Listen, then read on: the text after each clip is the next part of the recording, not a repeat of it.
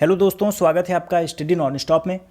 दोस्तों, इस वीडियो में हम डिस्कस करेंगे 13 मार्च के सभी इंपॉर्टेंट करंट अफेयर्स। और इस वीडियो के लास्ट में मैं आपसे 2 क्वेश्चंस भी पूछूंगा, जिसका आंसर आपको कमेंट बॉक्स में बताना रहेगा। और आप इस वीडियो की पीडीएफ इस वीडियो के डिस्क्रिप्शन से डाउनलोड कर सकते हैं। तो चलिए शुरू करते हैं। पहला प्रश्न है, भारत ने कहाँ पर आयोजित Golden City Gate Tourism Award 2019 में प्रथम पुरस्कार जीता है? तो इसका सही आंसर है ऑप्शन बी, बर्लिन। बर्लिन ये जर्मनी की राजधानी है। तो भारत ने बर्लिन में आयोजित Golden City Gate Tourism Award 2019 में प्रथम पुरस्कार जीता है। और टीवी सिनेमा स्पॉट की श्रेणी में भारत ने प्रथम पुरस्कार जीता है। टीवी सिनेमा स्पॉट की श्रेणी में भारत ने इसमें प्रथम पुरस्कार जीता है। अगला प्रश्न, हाल ही में किसे बारबी रोल मॉडल के रूप में चुना गया है? तो हाल ही में बारबी रोल मॉडल के रूप में चुना गया भारतीय जिम्नास्ट दीपा कर्माकर को। ये जो आपको इमेज में दिखाई दे रही है, यही है भारतीय जिम्नास्ट दीपा कर्माकर। तो इन्हें बारबी रोल मॉडल के रूप में चुना गया है। और इन्हें बारबी रोल मॉडल के रूप में चुना गया है, इसका क्या मतलब है? तो आपने बारबी डॉल देखी होगी। तो जो बारबी ब्रांड है, जो बारबी डॉल बनाता है, उसने इनके जैसी दिखने वाली बारबी डॉल बनाई है। और ऐसा युवा पीढ़ी को प्रोत्साहित करने के लिए किया गया है, क्योंकि जो युवा पीढ़ी है वो जब उस डॉल को देखेगी तो खेल के प्रति प्रोत्साहित होगी। दीपा कर्माकर ये त्रिपुरा की हैं और इन्होंने 2014 के कॉमनवेल्थ गेम्स में कांस्य पदक जीता था।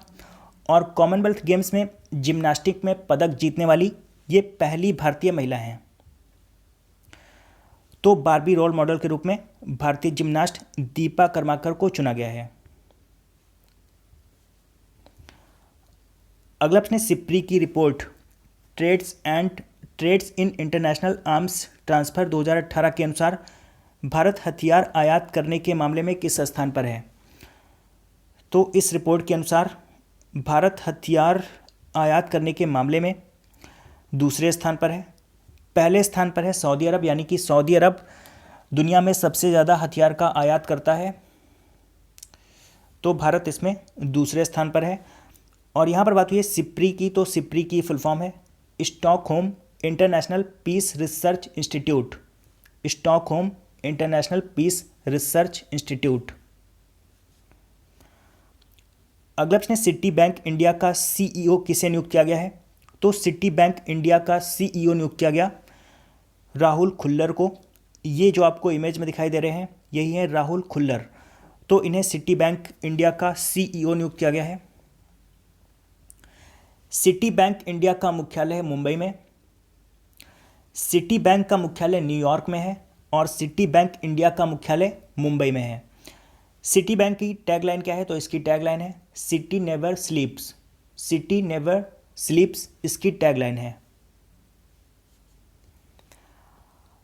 अगला प्रश्न, वाणिज्य और उद्योग मंत्रालय 14वें CII एग्जिम बैंक के सम्मेलन का आयोजन कहाँ करेगा?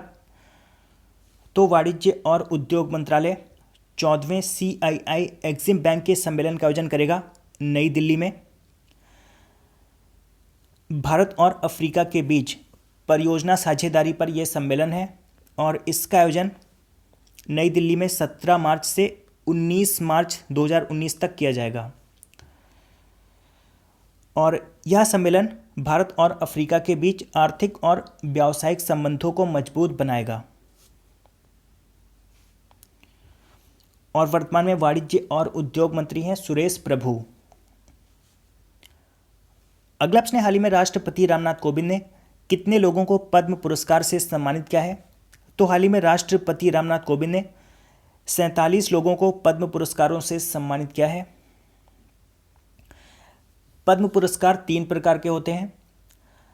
पहले होता है पद्मश्री, और पद्मश्री से बड़ा होता है पद्म भूषण, और पद्म भूषण से भी बड़ा होता है पद्म विभूषण।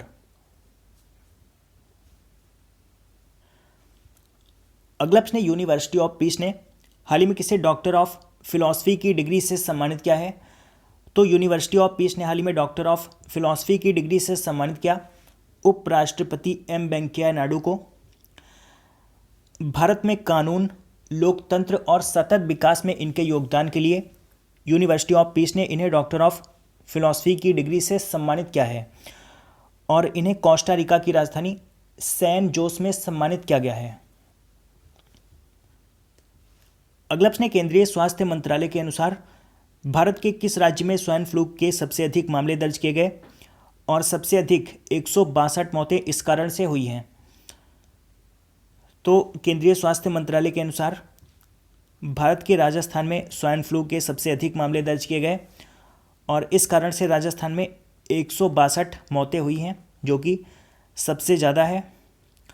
स्वास्थ्य मंत्रालय के आंकड़ों के मुताबिक इस साल 2019 में 605 लोगों की मौत हुई है स्वाइन फ्लू की वजह से और इसमें सबसे ज़्यादा राजस्थान में हुई है 162 मौतें।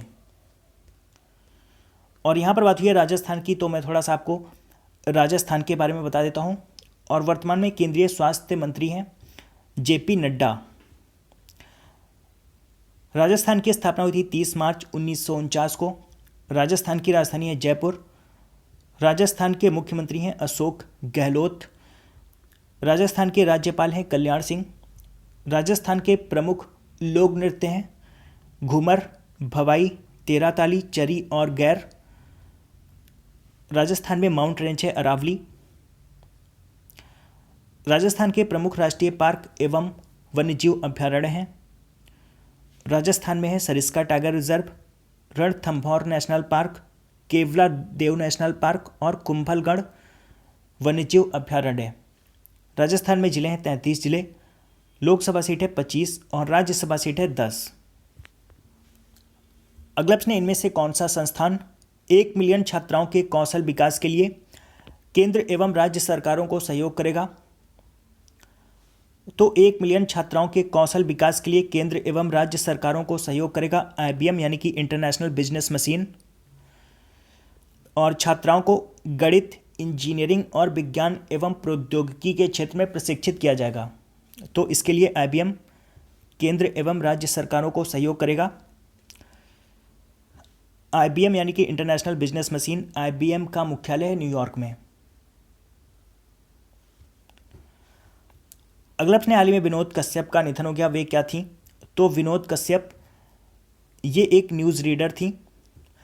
आकाशवाणी की बहुत ही लोकप्रिय हिंदी न्यूज़ रीडर थी विनोद कश्यप। इनका हाल ही में निधन हो गया। 88 वर्ष की आयु में इनका निधन हो गया है। आकाशवाणी में लगभग 30 वर्षों तक इन्होंने अपनी सेवा दी थी।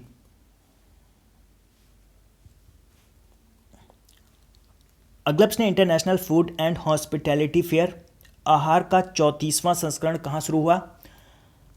तो international food and hospitality fair यानी कि अंतर्राष्ट्रीय खाद्य एवं आतिथ्य मेला आहार का 34वां संस्करण शुरू हुआ है नई दिल्ली में।